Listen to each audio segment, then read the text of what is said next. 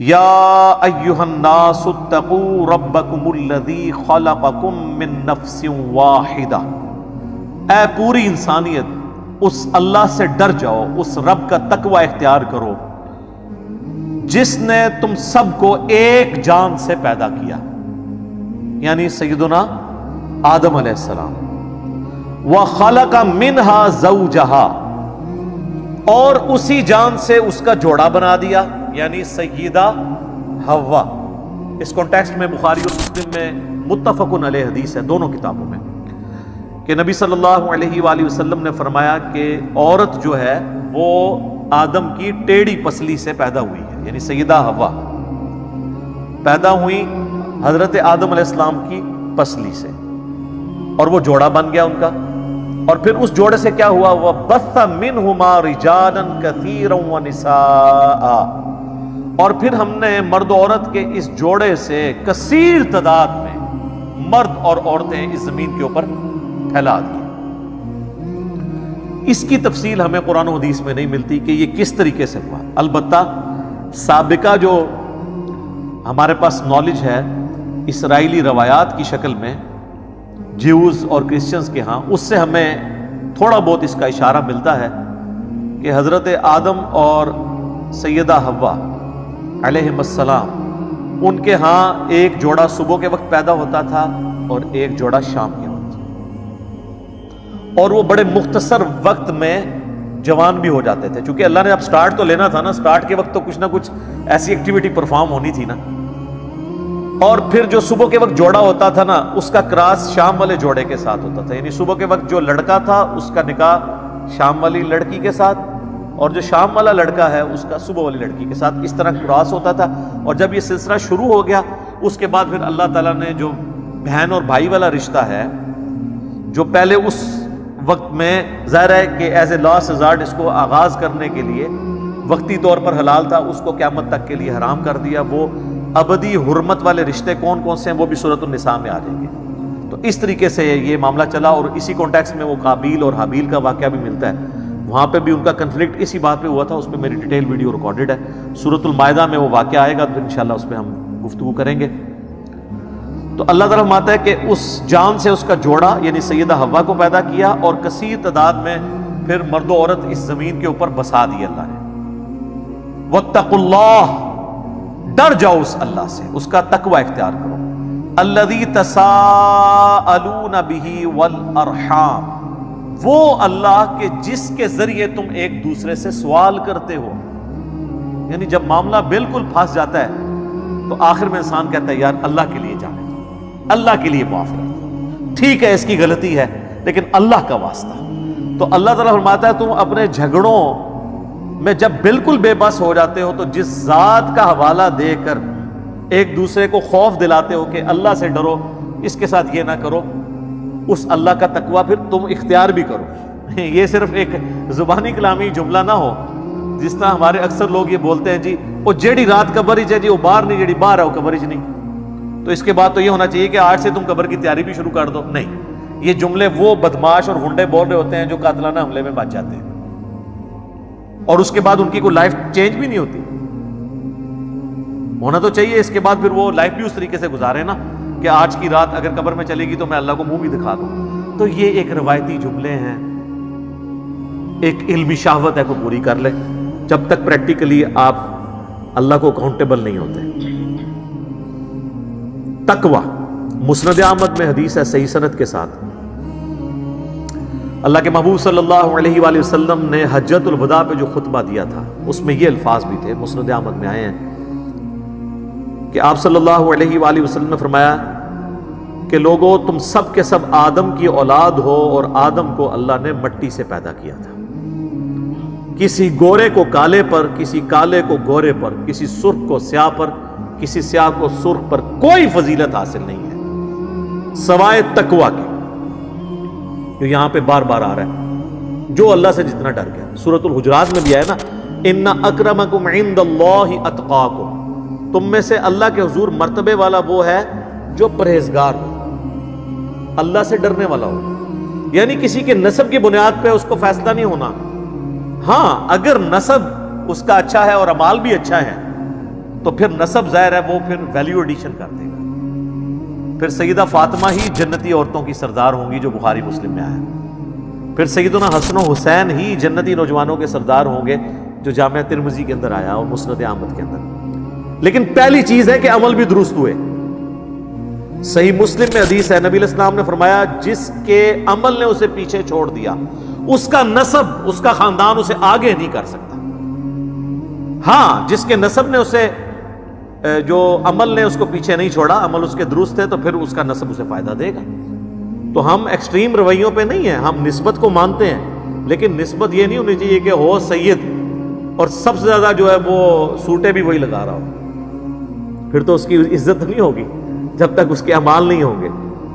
اس پہ بھی میرے یوٹیوب پہ ایک ویڈیو ہے، کیا سارے ہاشمی سید جو ہیں ان کا احترام کیا جائے؟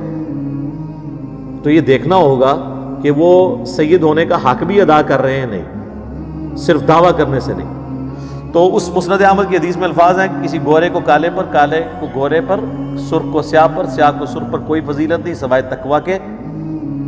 تقوی کی بنیاد پہ اللہ تعالیٰ قیامت والے دن نوازے گا. تو یہاں پہ بھی آپ دیکھیں سٹارٹ ہوا یا ایھا الذین آمنوا اتقوا ربکم، اپنے رب سے ڈرو، اس کا تقوی اختیار کرو. پھر آگے چل کے پھر آیا واتقوا اللہ الذی تساءلون بہ والارحام. یہاں پھر تقوی کو اللہ تعالیٰ نے ایڈریس کیا. تو اس اللہ سے ڈرو جس کی وجہ سے ایک دوسرے سے سوال کرتے ہو. والارحام، اور جو اللہ تعالیٰ نے رحمی رشتے بنائے ہیں، خون کے رشتے بنائے ہیں، ان کی بھی پاسداری کرو. یعنی اللہ سے ڈرتے ہوئے جس طرح ایک دوسرے کو سوال کرتے ہو، اللہ ہی سے ڈرتے ہوئے ارحام کا بھی خیال رکھنا ہے، رحمی رشتوں کا. یعنی یوٹرس رحم کہا جاتا ہے عربی میں. تو یعنی ماں کے رشتے سے یا باپ کے رشتے سے جو تمہارے رشتہ دار ہیں ان کا بھی خیال رکھنا ہے. قطع رحمی نہیں، صلہ رحمی. بخاری اور مسلم دونوں میں حدیث ہے، جب اللہ تعالیٰ نے صلہ رحمی کو پیدا کیا تو فرمایا کہ جو تجھے جوڑے گا میں اس سے اپنا تعلق جوڑوں گا، اور جو تجھے توڑ دے گا میں اپنا تعلق اس سے توڑوں گا. اور ایک اور حدیث ہے بخاری اور مسلم دونوں میں کہ نبی علیہ السلام نے فرمایا کہ قطع رحمی کرنے والا شخص جو ہے وہ جنت میں داخل نہیں ہوگا. تو رشتہ داروں کے ساتھ صلہ رحمی کرنا ضروری ہے، لیکن یہ صلہ رحمی ہوگی اللہ اور اس کے محبوب صلی اللہ علیہ وآلہ وسلم کی تعلیمات کے اندر. یہ نہیں ہے کہ وہ یہ ماں کے جی داڑھی مڈا دے رہی تھا میں دودھ نہیں بخشا گی. یہ کتنی متکبر مائیں ہیں جو یہ جملہ بولتی ہیں. ان ماؤں سے پوچھو کہ بھئی تم نے خود جنت میں جانا ہے کہ نہیں، کہ تم دوسروں کی جنت کا فیصلہ کر رہی ہو اور اکڑ رہی ہو اللہ اور اس کے رسول کی مخالفت کے اوپر. ماں باپ کی عزت کا ہمیں کس نے حکم دیا ہے؟ اللہ نے. اور اگر ماں باپ اللہ کے باغی ہوں اور پھر وہ اکسائیں اپنی اولاد کو کہ وہ اللہ کے مخالفت پہ کھڑا ہو تو پھر ان کی اطاعت نہیں ہوگی. لیکن دنیا میں سورہ لقمان میں ہے کہ معروف طریقے سے ان کے ساتھ چلنا ہے، بدتمیزی نہیں کرنی، لیکن ان کا کہنا نہیں ماننا ہے اس معاملے میں جہاں پہ وہ اللہ اور اس کے محبوب صلی اللہ علیہ وآلہ وسلم کے خلاف چلنے کا حکم دے. دنیا معروف طریقے سے لے کے چلنا ہے. وہ صحیح بخاری میں حدیث ہے، اسماء بنت ابی بکر کہتی ہیں کہ میری والدہ میرے پاس آتی ہے لیکن اس نے اسلام قبول نہیں کیا، مشرکہ ہے، بت پرست ہے، کیا میں اس کے ساتھ حسن سلوک کروں؟ تو آپ نے فرمایا ہاں، دنیا میں معروف طریقے سے حسن سلوک کروں. وہ حقوق آپ نے پورے کرنے ہیں، نان و نفقہ بھی دینا ہے اور اسی طریقے سے بیمار ہو جائیں تو علاج بھی کروانا ہے، یہ سارے کام کرنے ہیں. لیکن جہاں وہ کہیں پر آپ کو اللہ کی نافرمانی پہ اکسائیں اور ایکسپلائٹ کرنے کی کوشش کریں. کئی عورتیں ہیں جو اپنی بچیوں کو کہتی ہیں کہ نقاب نہ کرو ورنہ تمہارے اچھا رشتہ نہیں ملے گا. اندازہ کریں. تو جن بے پردہ عورتوں کو اچھے رشتے مل گئے ہوئے ہیں تو کیا ان کی زندگیاں سکون سے گزر رہی ہیں؟ ان کی طلاقیں نہیں ہو رہی ہیں؟ ان چیزوں پہ فیصلے ہونے ہیں. دنیا کا تو پتہ نہیں کہ کیا بھروسہ کب موت آ جائے. اللہ کی نافرمانی نہیں کی جا سکتی. تو رحمی رشتوں کا بھی خیال رکھو. ان اللہ کان علیکم رقیبا، بے شک اللہ تعالی دیکھ رہا ہے جو کچھ تم کر رہے ہیں. یہ سب سے بڑی تھریٹی ہے. اور یہ اگر انسان کے سامنے یہ معاملہ ہر وقت رہے کہ میرا رب مجھے دیکھ رہا ہے تو پھر انسان کے لیے گناہوں سے بچنا آسان ہو جاتا ہے۔ دنیا کی شرم اور حیا کی وجہ سے لوگ برائی سے بچ جاتے ہیں۔ کئی لوگ ہیں وہ داڑھی رکھتے کہتے ہیں جی اب داڑھی رکھ کے تو یہ کام نہیں اب کر سکتے ہم۔ کئی لوگوں نے ٹوپی رکھی ہوئی ہے تو وہ ٹوپی کی شرم و حیا کی وجہ سے کئی کام چھوڑ دیتے ہیں کہ لوگ کہیں کہ یار یہ دیکھو اس نے کیا کیا۔ تو سب سے بڑھ کر شرم و حیا اللہ کی کرنی چاہیے، اور وہ اللہ جو دیکھ رہے ہیں۔ باقیوں کا دیکھنا تو میٹر نہیں کرتا، وہ سزا بھی نہیں دے سکتے، اور اللہ وہ دیکھنے والا ہے کہ اگر وہ سزا کا فیصلہ کر دے تو کوئی چھڑا نہیں سکتا، یہ بات ہے۔ اور اگر وہ چھوڑنے کا فیصلہ کر دے تو کوئی پکڑ نہیں سکتا۔ إِن يَمْسَسْكَ اللَّهُ بِضُرٍّ فَلَا كَاشِفَ لَهُ إِلَّا هُوَ، اگر اللہ کسی کو پکڑ لے تو اس کے سوا کوئی نہیں چھوڑ سکتا۔ وَإِن يَمْسَسْكَ بِخَيْرٍ، اور اگر وہ خیر کا ارادہ کر لے، فَلَا رَادَّ لِفَضْلِهِ، اس کے فضل کو کوئی ٹال نہیں سکتا۔ تو اس اللہ کو اپنے سامنے رکھو۔ اس کانٹیکس میں وہ حدیث جبریل بڑی مشہور ہے، بخاری مسلم دونوں میں ہے، اور مسلم میں کتاب الایمان چیپٹر میں پہلی حدیث ہی یہی ہے۔ پہلی 92 روایتیں تو مقدمے کی ہیں، 93 نمبر حدیث جو مسلم شریف میں ہے نا، حدیث جبریل بڑی ڈیٹیل ہے۔ اس میں حضرت جبریل نے انسانی شکل میں آ کے جب مختلف سوال کیے تو ایک سوال اس میں یہ تھا کہ فرمائیے کہ احسان کیا ہے؟ تو آپ صلی اللہ علیہ وآلہ وسلم نے فرمایا احسان کا درجہ یہ ہے کہ تم نماز اس طرح پڑھو، اللہ کو اس طرح یاد کرو گویا کہ تم اپنے رب کو اپنے سامنے دیکھ رہے ہو۔ اور اگر یہ تصور نہیں کر سکتے تو کم از کم یہ تصور رکھو کہ اللہ تمہیں دیکھ رہا ہے۔ اچھا، اس کا بعض لوگوں نے نا، یہ تو ایک بات ہو رہی تھی اصطلاحاً سمجھانے کے لیے، وہ اس کو بالکل لفظی معنوں میں لے گئے۔ جی کئی لوگ جو ہیں وہ نماز اس طرح پڑھتے ہیں کہ اللہ ان کو نظر آ رہا ہوتا ہے۔ اس کے ساتھ لینا دینا ہی کوئی نہیں ہے۔ مراد یہ ہے کہ جیسا کہ تم اللہ کو اگر سامنے دیکھو نا تو تمہاری توجہ کسی اور کی طرف نہیں جائے گی۔ بالکل اس طریقے سے تم نماز پڑھتے وقت پوری کنسنٹریشن سے نماز پڑھو۔ اس کا یہ مطلب نہیں تھا کہ واقعی کو دیکھ سکتا ہے نماز کی حالت میں اللہ کو، اور اگر یہ تصور نہیں تو کم از کم یہ تصور تو رکھ سکتے ہو کہ اللہ تمہیں دیکھ رہا ہے۔ یہ جو آیت ہے نا جی پہلی سورہ نساء کی جو ہم نے کور کی، یہ نبی اسلام کے جو خطبے ہوتے تھے نا ان میں بھی آپ یہ آیت پڑھا کرتے تھے۔ صحیح مسلم میں ایک بڑی لمبی حدیث ہے، کچھ غریب مسلمان آئے، نیو مسلمز، بعض کے پاؤں میں جوتیاں بھی نہیں تھیں، کپڑے بھی پھٹے پرانے تھے۔ نبی الاسلام نے ان کی حالت دیکھی تو آپ کے چہرے کا رنگ جو ہے وہ متغیر ہو گیا۔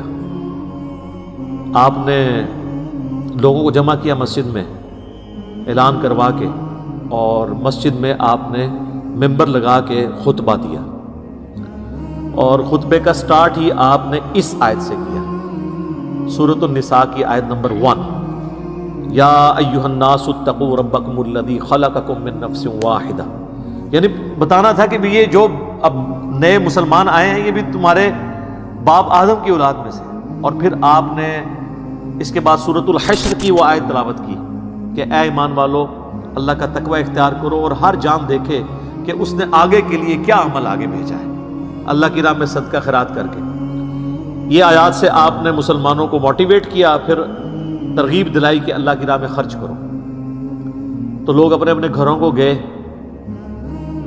جتنا ہو سکا لوگ اپنے گھروں سے لانا شروع کر دیا انہوں نے۔ ایک انصاری گھر گیا اور اس نے اتنا بڑا بورا ساز و سامان کا بھرا ہوا لا کے مسجد کے سین میں رکھا سب سے پہلے۔ اس کو دیکھ کے باقی لوگوں کو بھی حوصلہ ہوا کہ یار یہ تو بچاڑا ایک لوور کلاس کا آدمی تھا، یہ اتنا کچھ اٹھا کے لے آیا۔ تو لوگ اپنے گھروں کی طرف گئے اور لا کے مسجد میں ڈھیر لگ گیا سامان کا۔ اور صحیح مسلم کے الفاظ ہیں کہ نبی علیہ السلام کا چہرہ مبارک سورج کی طرح چمکنا شروع ہو گیا خوشی کی وجہ سے۔ اچھا، آپ کے جو ایکسپریشنز تھے نا بڑے ابرپٹ ہوا کرتے تھے۔ اگر آپ کو غصہ آتا تھا تو چہرہ مبارک سرخ ہو جاتا تھا فوراً ہی، اور اگر خوشی ملتی تھی تو چہرہ مبارک پہ خوشی نظر آتی تھی۔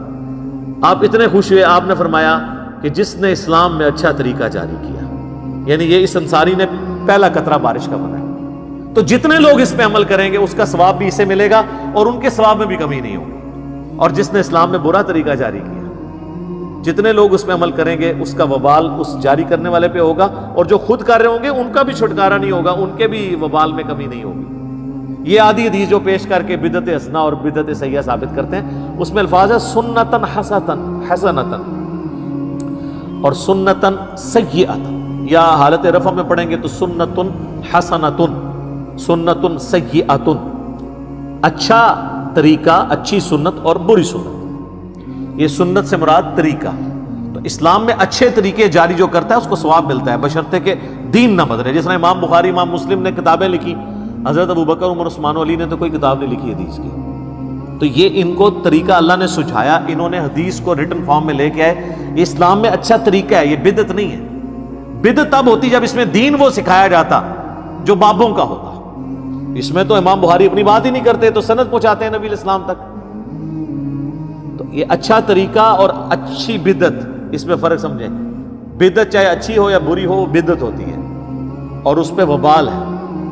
سنت جو ہے، اب جس طرح میں کہتا ہوں یہ کیمرے میں ریکارڈنگ ہو رہی ہے، اچھا طریقہ ہے۔ یہ گھڑی، اس کی بنیاد پہ نمازوں کی ٹائمنگ مسجد میں سیٹ کرنا، کس طرح ہمارا ٹائم ٹیبل اور شیڈیول جو ہے وہ ایڈجسٹ ہو جاتا ہے، یہ اچھا طریقہ ہے۔ مسجد میں ایئر کنڈیشن لگانا، اچھے قالین بچھانا، یہ اچھا طریقہ ہے۔ حج کرنے کے لیے ہوائی جہاز پہ جانا، یہ اچھا طریقہ ہے۔ یہ اچھی بدعت نہیں ہے، طریقہ ہے۔ بدعت تب ہوتی جب حج کے ارکان یا نماز کے ارکان اس میں کوئی تبدیلی لے آتا۔ تو یہ سپورٹیو چیزیں، جو دین کو سپورٹیو چیزیں جو ہیں وہ بدعت نہیں ہوتی، اچھے نئے طریقے ہوتے ہیں۔ ہاں دین کو کوئی بدل دے، کوئی فجر کی 2 کی بجائے 3 رکھتے پڑے اور کہ جی خیر ہے ایک فالتو ہی پڑی ہے، وہ 3 بھی 0 سے ملٹیپلائی ہو جائیں گی، کیونکہ وہ نبی کے طریقے سے ہٹ جائے گی صلی اللہ علیہ وآلہ وسلم۔